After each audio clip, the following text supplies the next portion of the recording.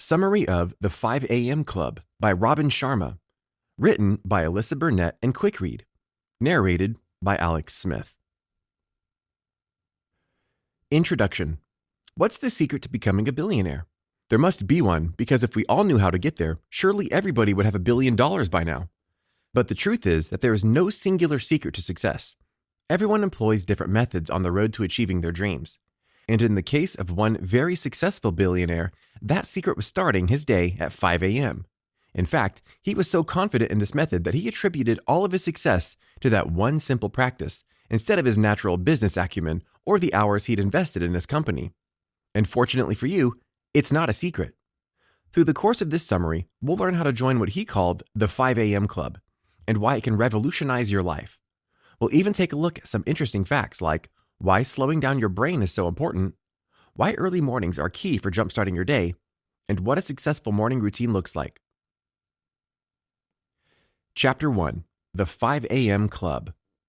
For the purpose of this summary, let's imagine a group of people, and let's say their roles are similar to those of the members of the Breakfast Club. We have an entrepreneur who feels his life lacks purpose. We have a frustrated artist who's trying to spark their creativity.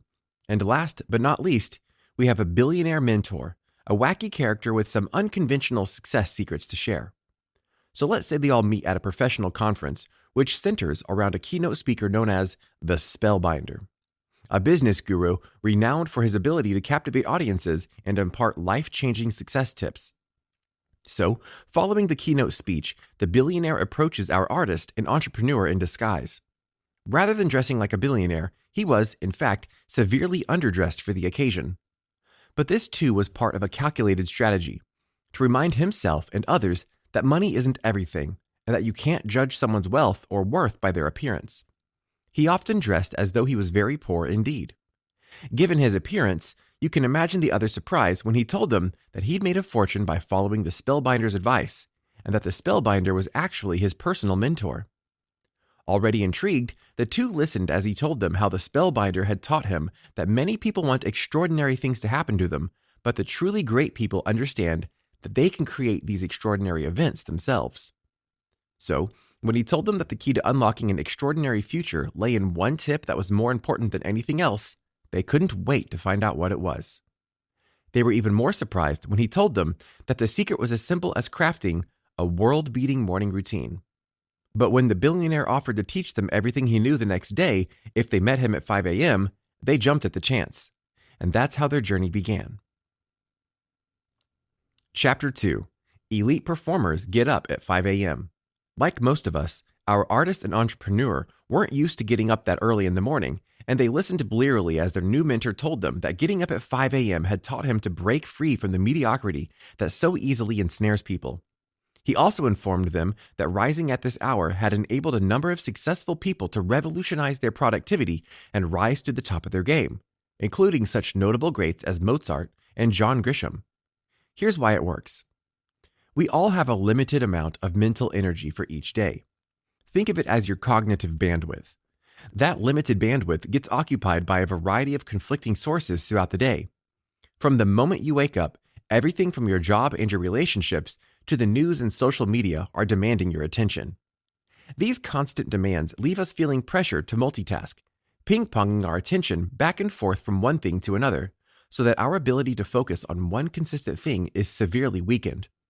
But by lunchtime, we've already been inundated with so many demands that our ability to focus on anything is almost depleted. But starting your day at 5 a.m. effectively hotwires your brain so you can maximize your focus. That's all thanks to the concept of transient hypofrontality. Put simply, this means that when you wake up at 5 a.m., your brain's prefrontal cortex, which processes rational thought, is temporarily impaired. So if, like me, you typically start your day being plagued by worries, doubts, and fears, one advantage of getting up at 5 a.m. is the ability to temporarily silence them. And, as an added bonus, during this time of day, your brain is pre-programmed to stimulate the production of dopamine and serotonin, both of which will make you happier and give you a more peaceful start to the day.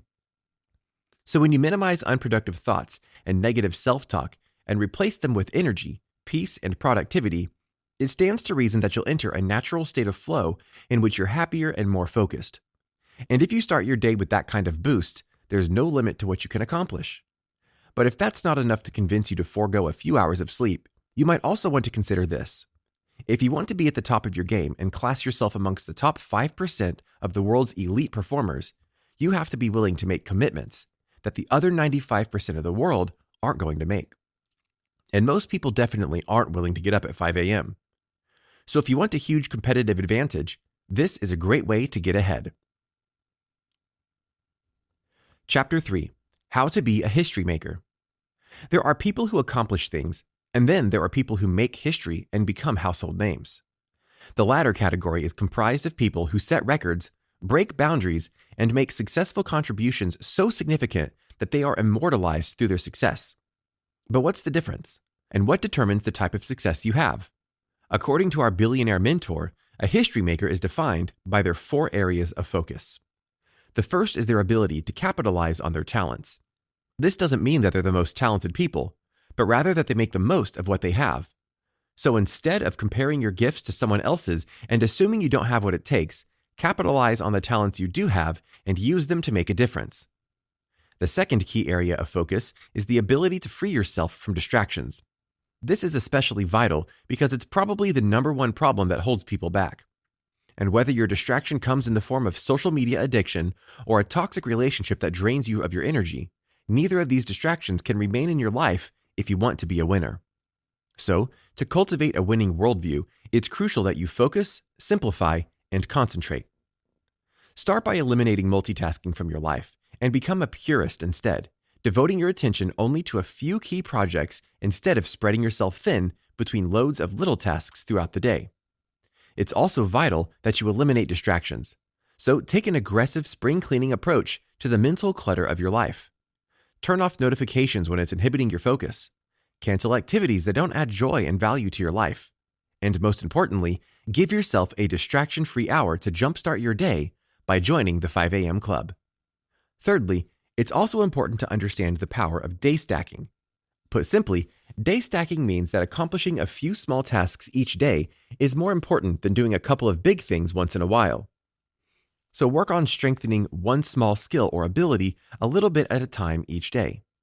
If you want to get on top of your email inbox, cultivate a better daily routine, or improve your performance in a few little areas.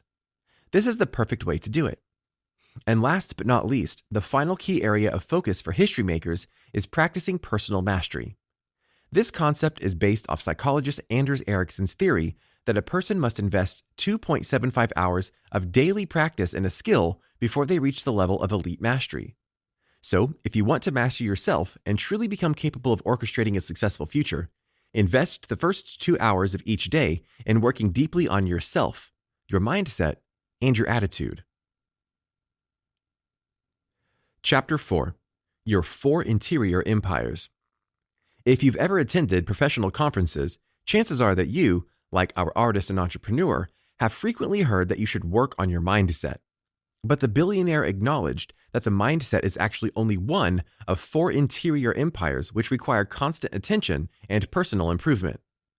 And although working on your mindset is great, if that is the only area you're focused on, that means you're ignoring your heart set, health set, and soul set. So let's take a look at each of these sets and their roles in your life.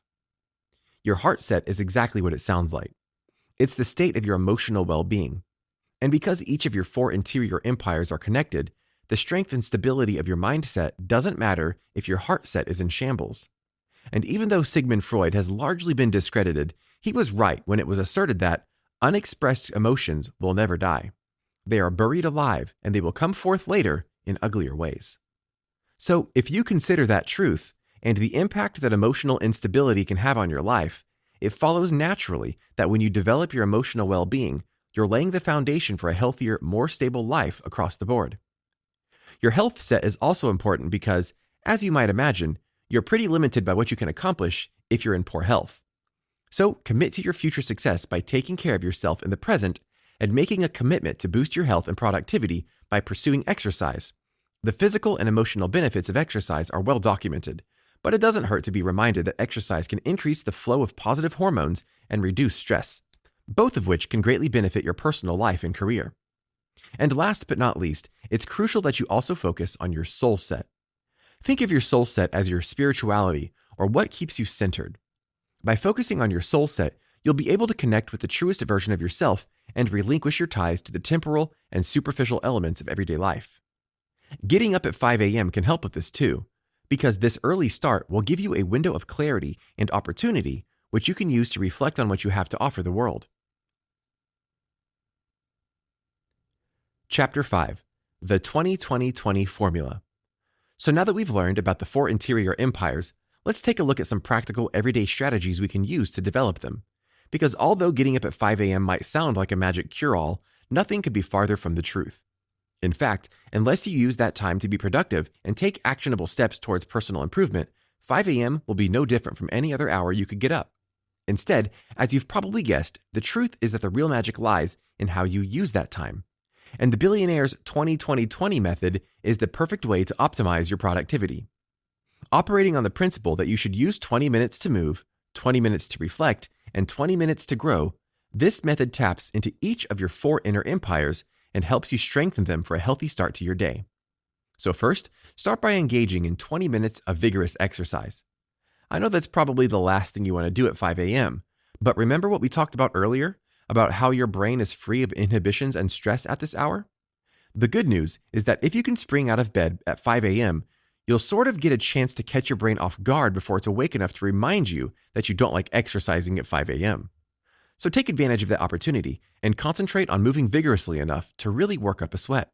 You want to specifically ensure you're sweaty because sweat decreases the cortisol or fear hormone in your brain and generates the protein BDNF, which promotes the formulation of new neural connections. This means that just 20 minutes of active sweating can actually program your brain to think faster, which will enhance your productivity for the day.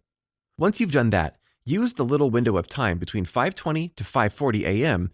as a time of deep reflection and solitude. Before your day is flooded with conflicting pressures and distractions, take a few moments to reflect on what's most important to you and use this time of reflection to center your focus on your top priorities. Once you've taken about 10 minutes to reflect, use the remaining 10 minutes to write your thoughts down in a journal. Document your ambitions, fears, frustrations, and the things you're grateful for in a journal. As you do so, envision yourself surrendering these stresses to the paper and removing their weight from your own heart and mind. After you're finished writing, use your remaining few minutes to meditate. Studies show that meditation also helps reduce fear. So if you start your day by engaging in 2 activities that decrease your fear hormones, you'll have a doubly fearless start to your day. Meditating on the new insights you've gained through your reflection and journaling can also help you to feel calmer and more centered, and you'll be able to carry this sense of peace with you throughout the day. Now it's time to use the last 20 minutes of your morning's first hour. This is the time for growth, so take these 20 minutes to learn. Whether you're listening to a podcast that stimulates thought, or reading a biography, or learning something new about business, psychology, or innovation, you can tailor your learning experience to the interests that most benefit you and your career. Keep in mind that every successful history maker is also defined by their love of learning and commitment to growth. So dedicate yourself to spending 20 minutes of each morning in pursuit of knowledge. So there you have it. This method not only provides you with a ready-made perfect morning routine, it also shows you how to unlock the full potential that's accessible to any member of the 5 a.m. Club. Chapter 6. Embrace Sleep. A system which asks you to get up at 5 a.m. probably doesn't sound like one which prioritizes sleep. But in fact, a good night's sleep is integral to achieving life-changing results with the 5 a.m. Club. Because, as the billionaire explains to his new protégés, research has shown that sleep is one of the key factors at play when it comes to predicting life expectancy. And how you spend the last hour of your day is every bit as crucial as the way you spend your first. If you're like pretty much everybody today, you know that whether you're a working professional, a student, or a parent, we're all sleep deprived.